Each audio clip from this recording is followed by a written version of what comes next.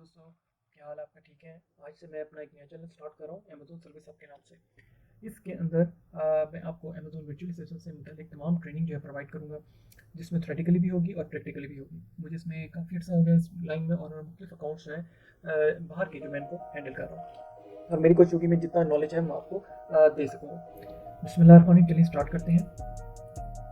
Amazon virtual assistant basically service provide करता है अपनी अमेज़न प्लेटफॉर्म से मुतालिक। उसके अंदर रिमोटली भी हो सकती है और ऑन साइट जॉब भी हो सकती है। इस कोर्स को कंप्लीट करने के बाद आई होप कि आप लोग बहुत अच्छी सर्विसेज प्रोवाइड कर सकते हैं, बहुत अच्छा काम कर सकते हैं, और इसमें मेरी पूरी कोशिश होगी कि आपको सब नॉलेज प्रोवाइड करूं जो कि जितना मैं कर सकता हूं। ई कॉमर्स एक एक्टिविटी है जिसमें बेसिकली आप जो लेक्चर दे रहा हूँ, बहुत सारे लोग ऐसे होंगे जिनको इसके मुतालिक पता होगा, और बहुत सारे लोग ऐसे होंगे जो इसके मुतालिक इतनी इन्फॉर्मेशन नहीं रखते। इसलिए मैं सबको स्टेप बाय स्टेप लेके चलूँगा इसमें।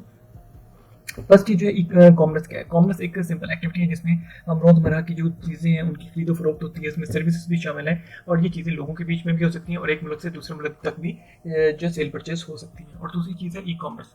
ई कॉमर्स क्या है? एक इलेक्ट्रॉनिक कॉमर्स है, ये भी इंटरनेट पर होती है। इसमें भी चीज़ें जो है वो सेल और परचेज की जाती हैं, लेकिन इंटरनेट के थ्रू की जाती हैं इसके अंदर। अब इसमें ई कॉमर्स की टाइप कितनी है? ई कॉमर्स की दो टाइप हैं, एक B2B, B2C। तो इसकी बेहतरीन एग्जांपल जो है वो अलीबाबा है, ठीक है, मेड इन चाइना है, और भी 1688 मुख्तलिफ वेबसाइट है जो कि B2B पे काम करती हैं। इसके अलावा B2C है। B2C जो है ये बिजनेस टू कंज्यूमर आती है। इसमें इसकी बेहतरीन एग्जांपल है जिसके अंदर लोग जो हैं वो जो ऑनलाइन शॉपिंग वेबसाइट पे जाते हैं और अपनी डेली रोज़मर्रा की जो चीज़ें हैं उनको एक क्लिक के ऊपर बाय कर लेते हैं। और एक तीसरी चीज़ इसमें सिंपल है, C2C है, कंज्यूमर टू कंज्यूमर आती है बाय। अब कॉमर्स के जो है वो सेल्स चैनल्स हैं। ये सेल्स चैनल्स जो हैं बहुत ज़्यादा हैं। इसके अंदर आपके सामने अमेज़न भी है, ईबे भी है, एटसे भी है, और वेफेयर है, वॉलमार्ट है, बहुत सारी हैं। लेकिन अमेज़न ही आखिर क्यों? इसलिए कि अमेज़न जो है वो एक ऑनलाइन रिटेलर एक साइट है, और अब इसके साथ साथ वो अपनी वेब सर्विसेज भी प्रोवाइड कर रहा है। हज़ारों नहीं लाखों से भी ज़्यादा अपनी प्रोडक्ट जो है वो सेल कर रहा है। अमेज़न का जो फ्यूचर विजन ये है, वो ये चाहता है कि मैं अपने स्टोर पर, यानी कि अमेज़न अपने स्टोर पर इन फ्यूचर हर तरह की जो है वो प्रोडक्ट रखे कि जो कंज्यूमर जो चाहता है फाइंड कर ले और डिस्कवर करे, ठीक है, उसके प्लेटफॉर्म से कोई वापस ना जाए, और चीपेस्ट रेट पे, लोएस्ट रेट पे हो। अभी जो इसका सीईओ चल रहा है वो एंडी जेसी है, जो 21 में बना था। इसका फाउंडर जो है जेफ बेजोस है, और इसकी आप रेवेन्यू का अंदाज़ा इस बात से लगा सकते हैं कि 2023 में इसका रेवेन्यू जो था वो $554 बिलियन था। 24 में 572 बिलियन गया, और इसकी प्रिडिक्शन है कि 2025 में ये अप्रोक्सीमेटली 600 जो है वो $1 बिलियन तक उसको ले जाने का इरादा रखता है। कि कंपेटिटर्स भी मार्केट में मौजूद हैं, जिस तरह ईबे है। ईबे 1995 में बनी थी, और ये भी अमेरिकन कंपनी उसी ने बनाई थी। और इसमें बेसिकली ये चीज़ है कि ये भी बायर्स को अलाउ करती है कि वो सेल और परचेज कर सके इसकी साइट से जाके। ईबे जो है इसका 2023 में जो इसका रेवेन्यू था वो तकरीबन $10 बिलियन था, और नेट इनकम इसकी $2.715 बिलियन थी।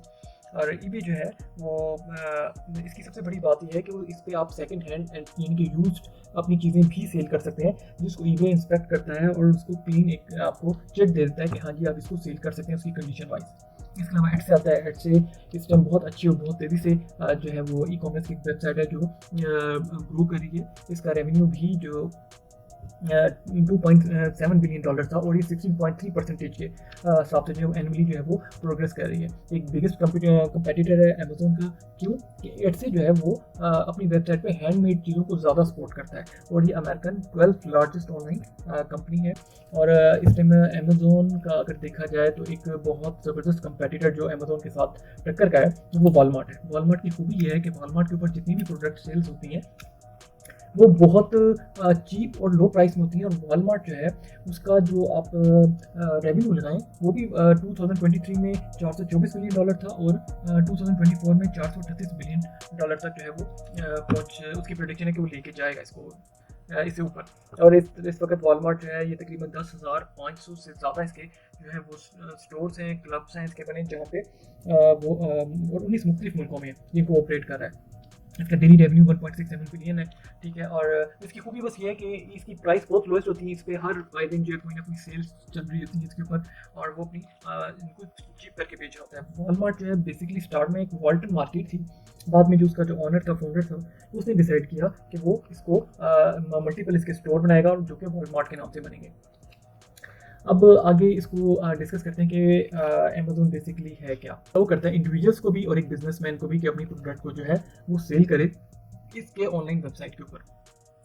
और इसका अगर आप ये देखें ग्राफ है, ग्राफ के ऊपर आप देख होंगे कि 2011 से तकरीबन 48 बिलियन डॉलर से स्टार्ट हुआ है और 2019 तक ये 320 बिलियन डॉलर तक चल चुका है। और आपको जैसे मैंने बताया कि इसका 2025 में 600 बिलियन डॉलर का प्रिडिक्शन है कि ये यहाँ तक जाएगा।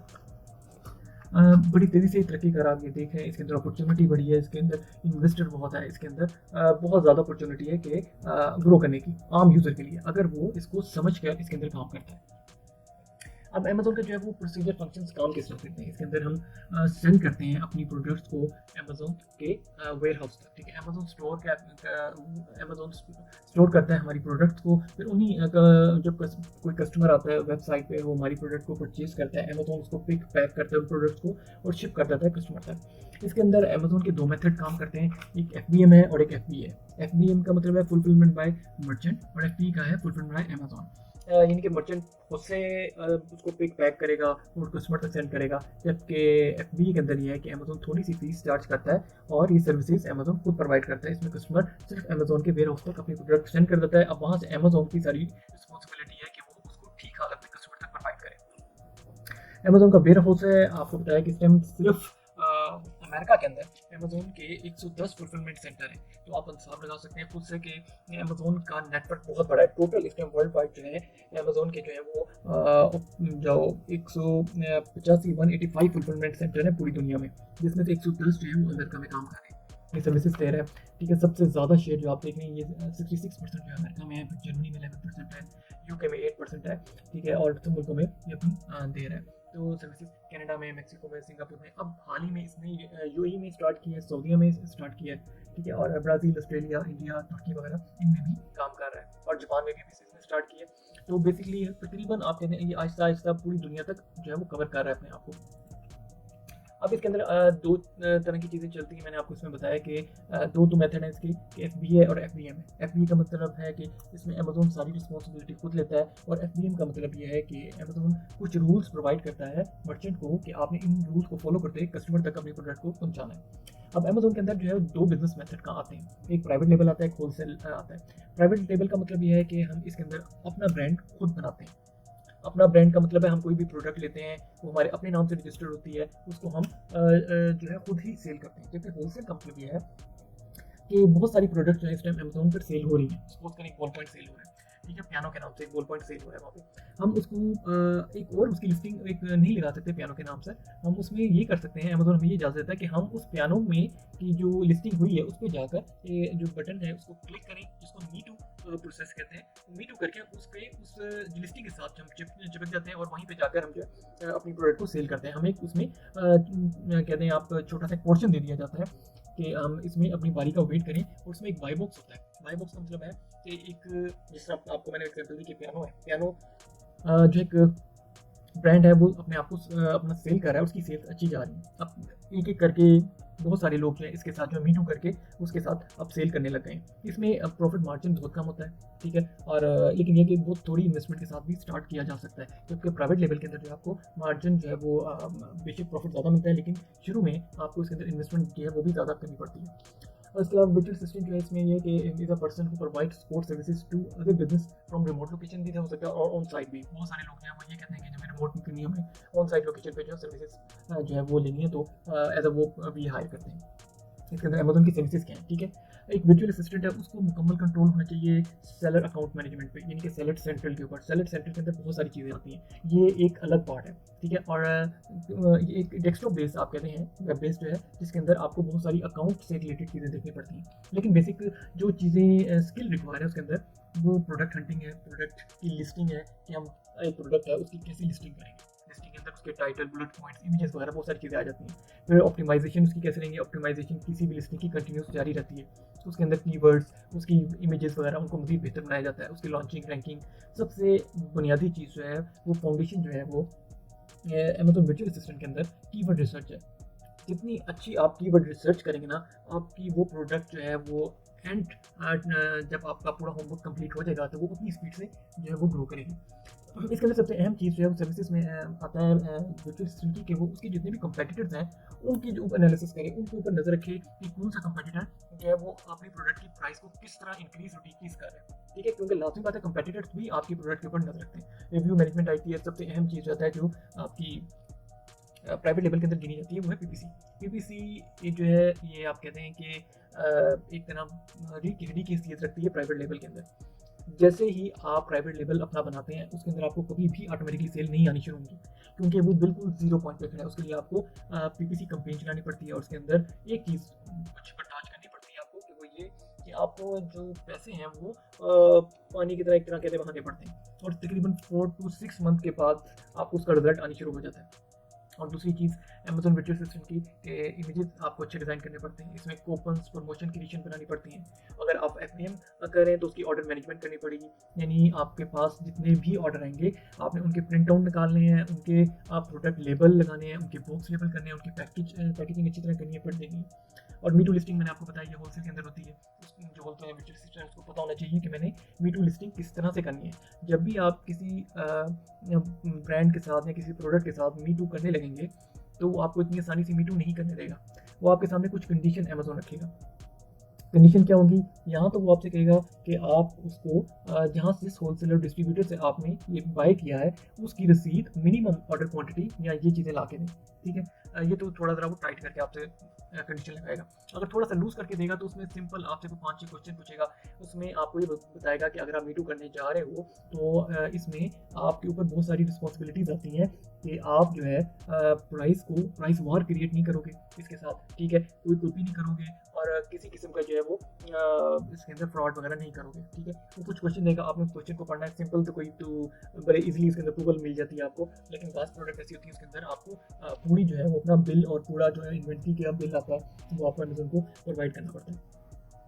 फिर इसमें एक चीज़ जो सेकंड लास्ट है वो लिस्टिंग एरर फिक्सिंग है। अक्सर इस तरह होता है कि स्टार्ट में हम लिस्टिंग कर देते हैं। ठीक है, लिस्टिंग जब भी करते हैं वो इतनी जल्दी अप्रूव नहीं होती है। लिस्टिंग को अप्रूव होने में जो कुछ घंटे लग जाते हैं। अगर उस लिस्टिंग को आप दोबारा उसमें कुछ चेंजेस करेंगे, अमेंडमेंट करेंगे तो उसमें लिस्टिंग में एरर भी आने लग जाता है।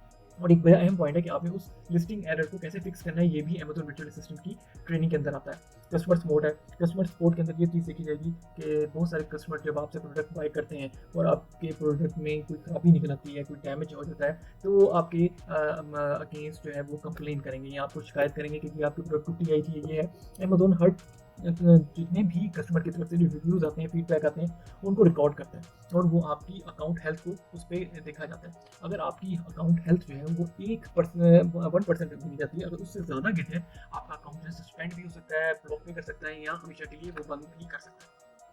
तो अमेजोन वर्चुअल असिस्टेंट जो है इसकी सर्विसेज जो है वो जो मैंने आपको बताई हैं, ये सिर्फ थ्योरेटिकली पढ़ने से नहीं आएगी। इसके ऊपर एक पूरा प्रैक्टिकली वर्क करना पड़ेगा, आपको मेहनत करनी पड़ेगी, फिर जाके आप इसमें कुछ ट्रेंड होंगे।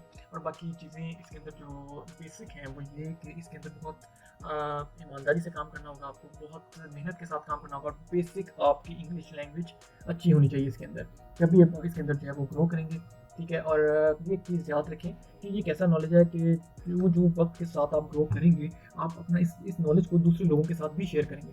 ठीक है, क्योंकि ये एक टेक्नोलॉजी बेस्ड कंपनी है, इसमें हर रोज़ हर आए दिन इसमें कुछ ना कुछ चेंज होता रहता है, इसके रूल्स और रेगुलेशन कुछ ना कुछ बदलते रहते हैं। ठीक है, तो इसके अंदर कोशिश करें कि एक नॉलेज है, एक इलम है आपके पास है, आप इसको मज़ीद लोगों तक आगे एक्सपेंड करें। और इसके अंदर जितना आप प्रैक्टिकली इसमें काम करेंगे ना, आपके कॉन्सेप्ट उतने ही अच्छे क्लियर होंगे इसमें। इसके साथ आज का लेक्चर जो वो कंप्लीट होता है। ठीक है, और मैं उम्मीद करूँगा कि नेक्स्ट लेक्चर जो है वो मैं आपके साथ जो शेयर करूँगा वो पूरे प्रैक्टिकल और थ्योरेटिकली जो है वो मटेरियल के साथ होगा। इसके लिए मुझे आपकी सपोर्ट रिक्वायर है और आपसे रिक्वेस्ट है कि मेरे इस चैनल को सब्सक्राइब करें, थम्स अप करें। ये एक ऐसी चीज़ है जिससे हौसला मिलता है कि अपने जो लेक्चर जो मैं बनाऊँ वो मैं और बेहतर तरीके से बनाऊँ। ठीक है जी।